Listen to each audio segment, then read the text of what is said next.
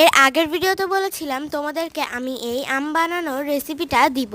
তো ফাইনালি সেই জন্যই আমি এই রেসিপিটা তোমাদেরকে দিয়েই দিলাম। তো এই রেসিপিতে আমি যা যা ব্যবহার করেছি সব কিছুই তোমাদের সাথে শেয়ার করছি। তো ফার্স্ট এখানে আমি দিয়ে দিচ্ছি হচ্ছে 2টার মতো কাঁচামরিচ, কারণ কাঁচামরিচের ফ্লেভার ছাড়া এই টক আমগুলো একদমই ভালো লাগবে না।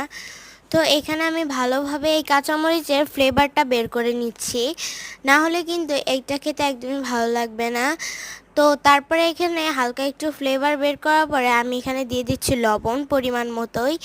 এইখানে আমি প্রায় হচ্ছে 10-12টা আম মাখিয়েছি, তো সেই জন্যই আমি পরিমাণ মতো দিয়ে দিচ্ছি প্রায় 1.5 চামচের মতো লবণ। তারপরে একটু দিয়ে দিচ্ছি সরিষার তেল, দেন ভালোভাবে এটাকে মিক্স করে নিচ্ছি। এবং এই পর্যায়ে আমি এই মরিচের গুলোকে একটু রসটা বের করে নিচ্ছিলাম, কারণ হচ্ছে তাহলে তেলের সাথে এটা মিক্স হয়ে গেলে এই তেলটা ফুল আমের সাথে মিক্স করলে একদম পারফেক্টভাবে এটার টেস্টটা পাওয়া যাবে।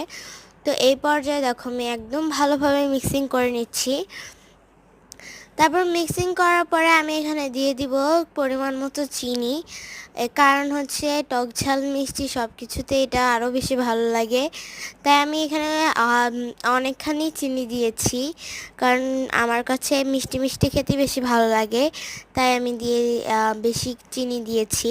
তারপর এটা ভালোভাবে মিক্স করে নিব। দেন এখন আবার একটু অ্যাড করে দিয়েছিলাম সরিষার তেল, কারণ আগেটা চিনির সাথেই মিক্স হয়ে গেছিলো। তারপর এখানে আমি কেটে রাখা আমগুলো দিয়ে দিচ্ছি অ্যান্ড ভালোভাবে এটাকে মিক্স করে নিব। এর আগের ভিডিওতে বলেছিলাম তোমাদেরকে আমি এই আম বানানোর রেসিপিটা দিব। তো ফাইনালি সেই জন্যই আমি এই রেসিপিটা তোমাদেরকে দিয়েই দিলাম। তো এই রেসিপিতে আমি যা যা ব্যবহার করেছি সব কিছুই তোমাদের সাথে শেয়ার করছি।